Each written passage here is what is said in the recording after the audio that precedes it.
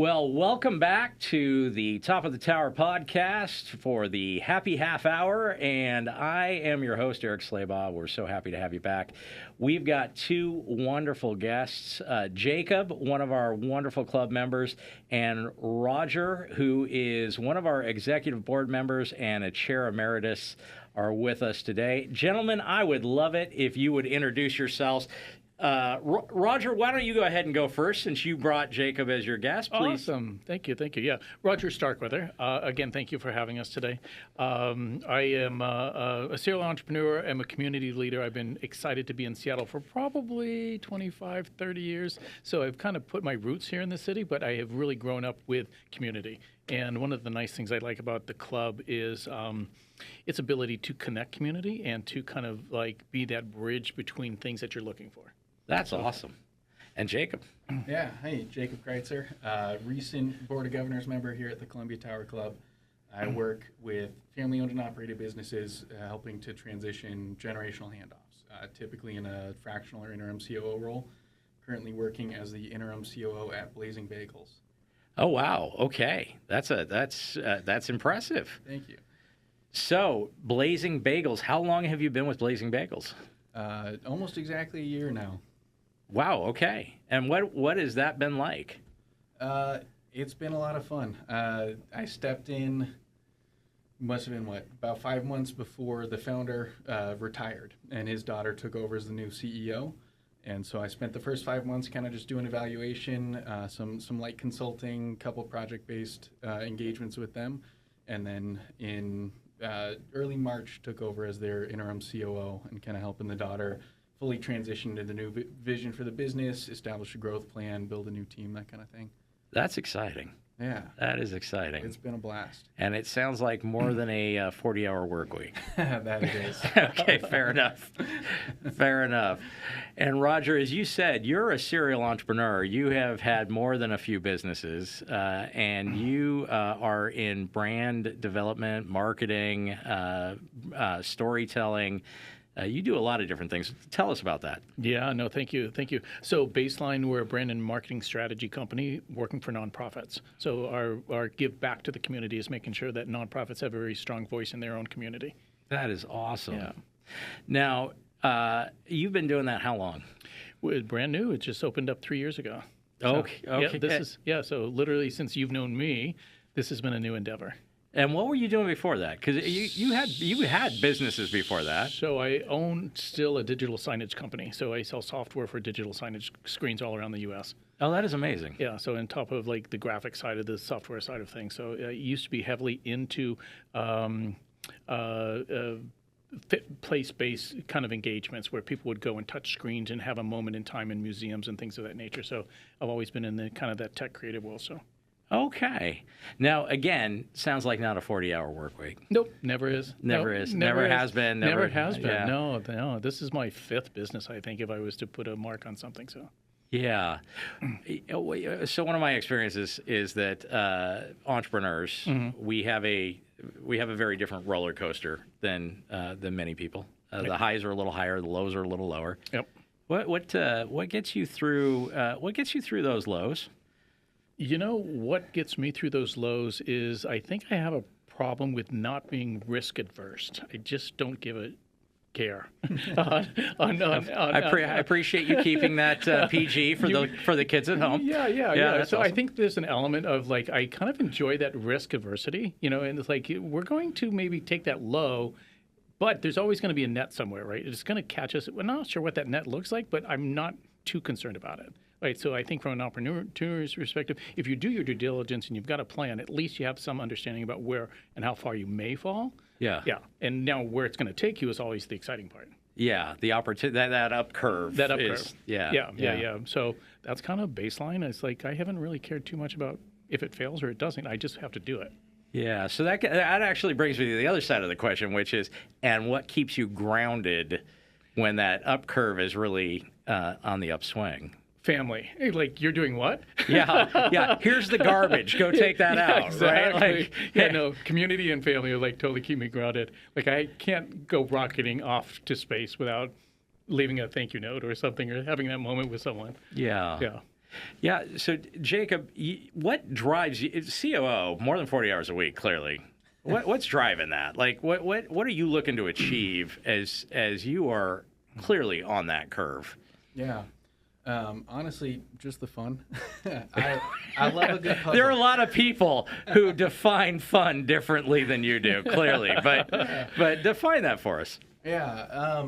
I like complex puzzles. And so I think with this type of role, what I found is it's kind of the ultimate puzzle, because not only are there a lot of different moving pieces, everything from the supply chain and logistics aspects of it to retail to hiring to the financials and oversight, but none of the pieces are static, right? Because they're all people. And so you're trying to solve a puzzle that's changing every single day, and every piece has its own unique perspective and needs and communication style and everything else. And so there's always something new, always a challenge, always a way where you've solved this problem before, but now you got to solve it with a different person in a different context, and you got to approach it a different way. And you're never bored. Yeah. And I think I saw Roger going, yeah. Well, I think this is why we're friends, to be honest. I think we can get into the story on how we met and everything, but literally it's that puzzle piece that excites me as well. Like, how do you fix these things? How do you put these things together?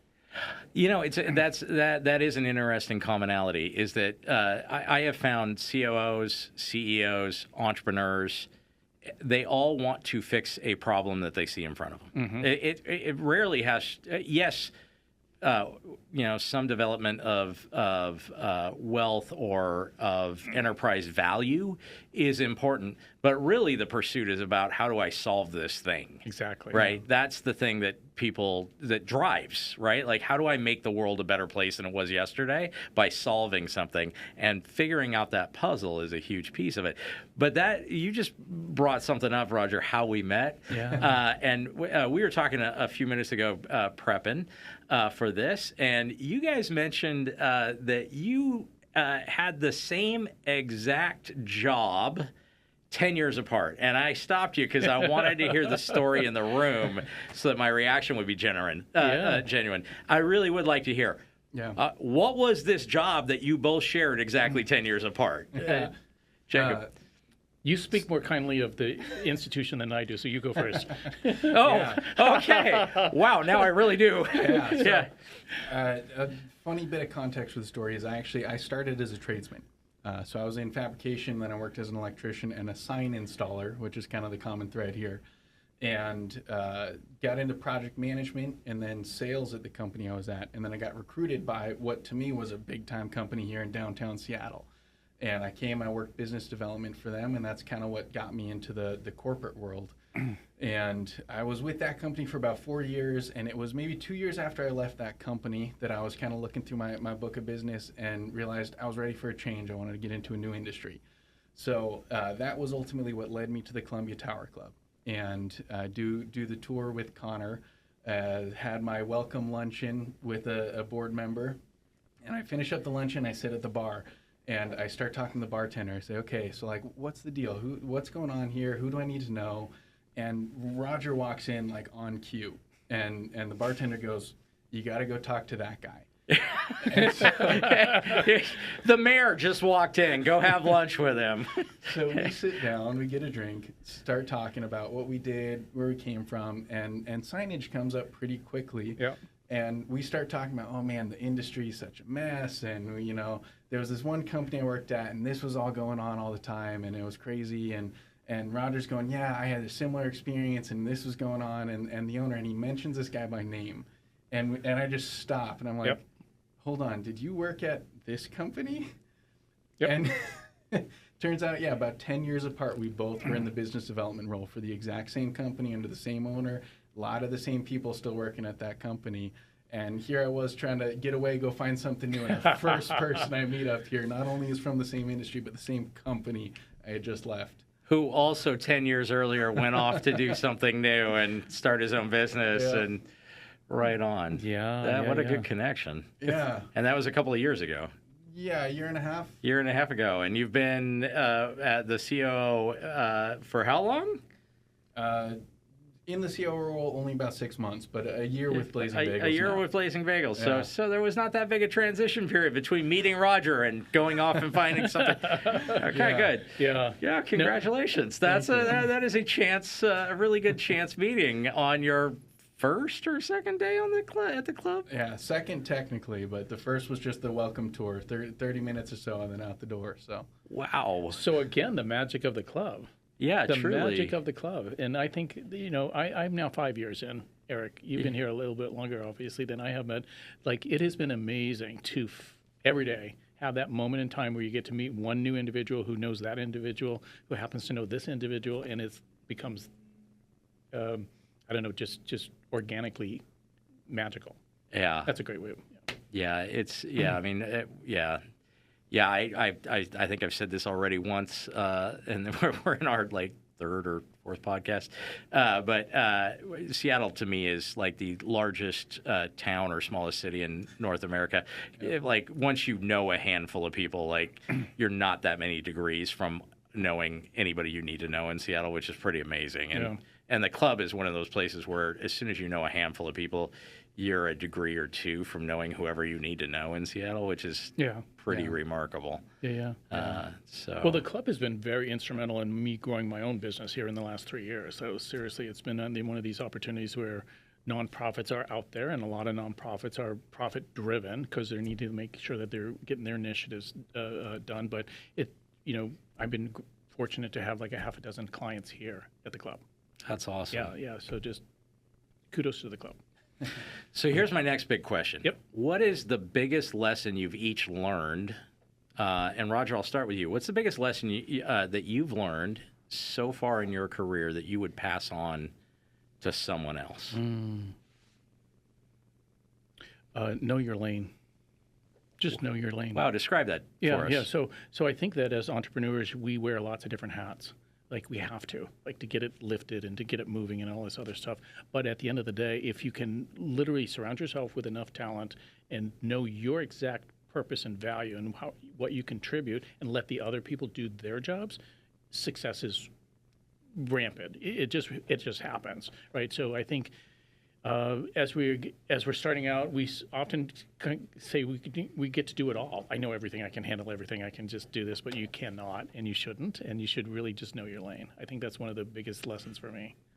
That is phenomenal. I heard one of my longtime friends who I served on the global board with EO posted something about we so often try and negate our weaknesses when instead we should just double down on our strengths. Because our weaknesses really don't need to be relevant when we double down on our strengths. Know your lane. Yeah. Exactly. It's Tiger Woods not focusing on getting out of the sand, but focusing on never being in the sand. There you go. Yeah.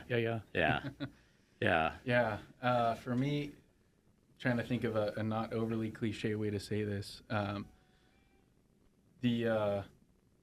it's a little more operational, right? Go figure. But COO. Yeah. I'll give you that. At the end of the day, here's the most cliche way to put it, but it's all about the people. Knowing what you need to accomplish and even knowing how you need to accomplish it is only the first 2 steps. And at the end of the day, if you don't know how to have a conversation, how to engage with someone, understand their context, where they're coming from, how they communicate, you're never actually going to get it past that step 2. Because you can know everything in the world, but if you don't know how to communicate with other people and help everyone get there, you're not going to get there. So I have a question. Where did you learn that? At the company we worked at together. I love that. Sometimes we learn by observing what's not being done well. Right? Yes. Yeah, okay, fair enough. Yeah, what I think I just heard you say is IQ is great, EQ is equally important. Absolutely. Yeah, okay. I concur. Yeah, we can be really brilliant, but if we don't know how to communicate brilliant, doesn't matter. Yeah. Yeah, that's phenomenal. That is phenomenal. What is the thing that you hope to learn in the next decade?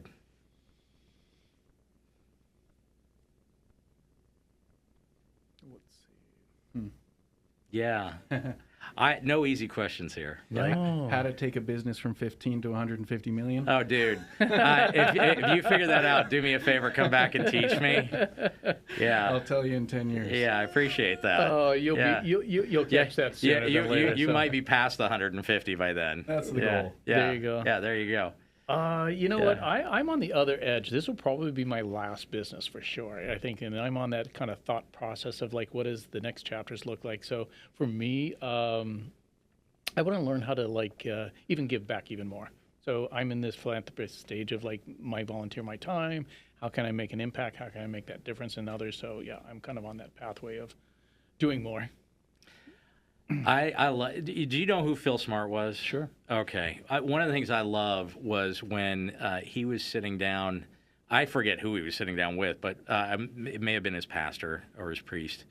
And they said, Phil, the rest of your life, you don't need to give more money.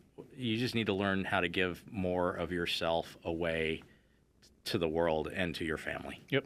And because he all the success in the world, right? Mm-hmm. And he literally was like at Children's Hospital, he was known as Santa Claus, Yep. right? Like he was the real Santa Claus. Yeah. What a great man. Yeah. Every time I was in his presence, I just the man could make me cry just with a smile. Like the dude Phil Smart was just freaking amazing human being. Yeah. And when he told that story, it was like, oh, yeah, I want to be like him when I grow up.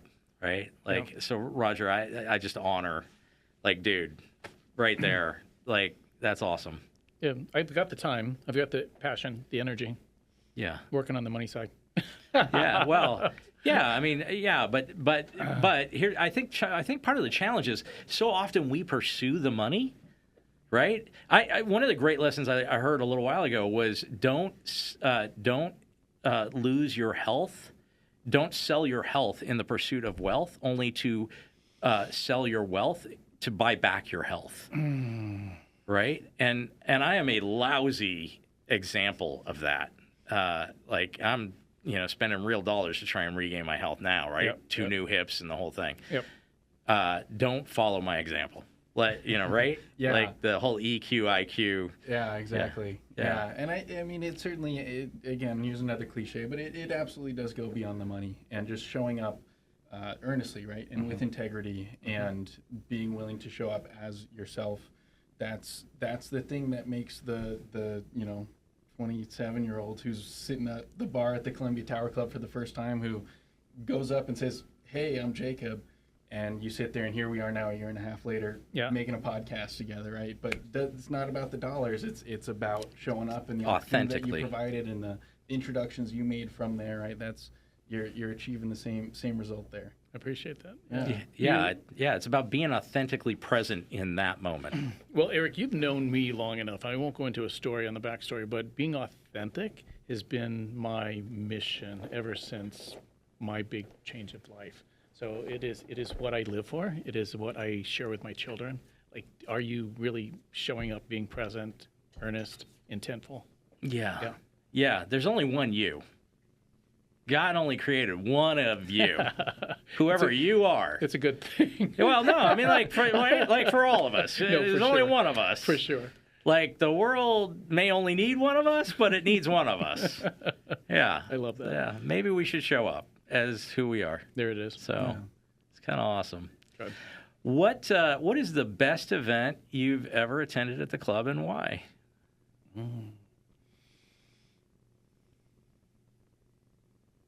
So many. Yeah.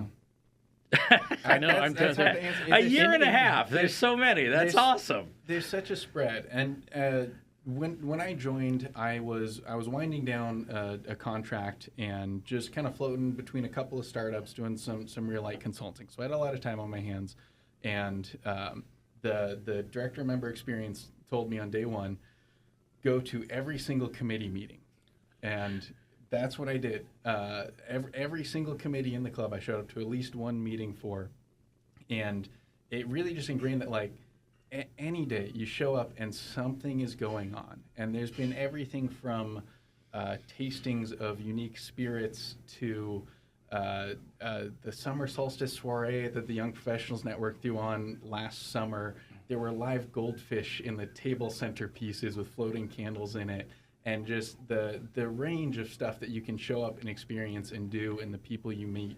It makes it very hard to nail it down and say this was the best, because you can go, well, this was the most formal, or this was the most unique, or this was the most personal. And really all you got to do is go open your app, look at the calendar, and that week you could probably find something that could be a contestant for the best event you've been to. Yeah. Nicely said. Yeah, that's really well said. Thank you. One of my favorites is the Robert Burns dinner. Yeah, oh yeah. So putting on real haggis and reading poetry in kilts and having good bourbon. Is it bourbon?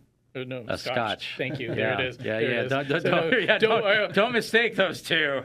Yeah. Evan, scratch that. Yeah. So, so anyway, that's been one of the great signature events that the club has been putting on. So. Yeah, when Highland Park came in, that was right. Geez, that was amazing. Yeah, that was quite the well, evening. and you had a nice one with chocolate and Scotch tasting. We did, yeah. Gene Thompson came in Yeah. from Seattle Chocolates. That was, Right. and there were some amazing chocolates and some amazing Scotch that got paired. Right. Yeah, which seems like kind of an odd evening, but it was amazing. Yeah. Good Yeah. food and yeah. But to your point, though, Jacob, too, there's been over the last 5 years of my coming into the club and participating, there is just something for everyone. I think that's the greatest part. Yeah. Right. Everything from philanthropy to fun to art to, music and movies, business networking. Obviously, we have a big, large business community here. Yeah, So oh, that's yeah. been very active. Yeah. Karaoke on occasion. Don't invite me, but yeah. No. You're always welcome I'm to always attend. welcome. I just should We'll never just get mute behind the a mic. mic. Right. Wow, that was in unison. Okay, and you're both behind a mic, so just to be clear. That was good. That was awesome. That was good. Good timing. Good timing. Well, what are you looking forward to? What could we do in the future? Where do you see us going in the future? What do you see us doing this next year that you're excited about? From the club perspective, or from community perspective? But I will leave it open. Okay. Yeah. What do you look forward to here in the Pacific Northwest or at the club? Aside from Seafair is this weekend, so for those of you who want to know, we're filming this on Seafair weekend. We'll see when it airs, but we're filming this on Seafair weekend. So if a Blue Angel comes by right well, now. seriously, Evan was here today. He's been here all day. On Tuesdays and Thursdays, we're renting this for members at $150 an hour. So for those of you who are club members, Yeah. special deal on Tuesdays and Thursdays. Evan's coming down to let people use it for that. But he texted me, the Blue Angels just buzzed us. And my comment was, turn on the cameras. Start filming. I love that. Yeah. I love that. What's interesting in Seattle right now is there's a big, huge resurgence of filmmaking here in the Pacific Northwest, and specifically trying to get Seattle put on the map again for making films. Yeah. And so part of one of my projects that I'm doing is that I've written a screenplay and I'm trying to produce a feature film. So This is about your upbringing, right? This is about my upbringing. Yeah. So a big, deep story about my past. And so, but for me right now, I am putting my toes in the water. I get to experience some of these communities that are not maybe as well known, but it's happening. And if you peel back a layer here, Seattle is a big film community. Oh, yeah. Yeah. Yeah, Tom Skerritt and Exactly. the Seattle Film Festival and all of that. Exactly. Yeah. Exactly. So anyway, just for me personally. Yeah, Roger, that's awesome, man. I'm looking forward to seeing that come to life, and I wish you nothing but success. Slowly getting there.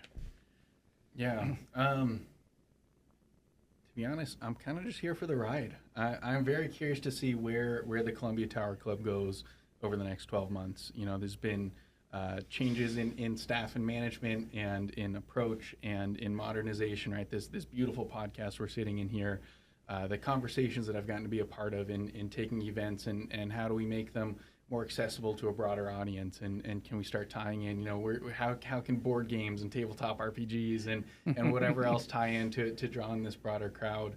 But for me, it's I've lived in the greater Seattle area for about 15 years now. Most of it spent either east side, up north, or even out on the island for a little while, and heard so much about the Seattle Freeze and had so much experience of people saying, oh, we should get together sometime, and then you never see them again. And the Columbia Tower Club for me was one of the first places where People just show up, and you just have the conversation then. And it's not, we should go do something sometime. It's, hey, do you want to go do karaoke tonight, or go shoot pool, or go walk down to the sculpture park, or whatever it is.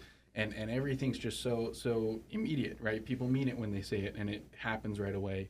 And I already see the club kind of spreading out the scope of what they're trying to accomplish, where, you know, we are in a business club, like Roger said, and in the role now, it's very, it's just amazing to watch it come together, where, you know, the company we're trying to grow. We've got a very aggressive growth plan in place, and a strategy behind it.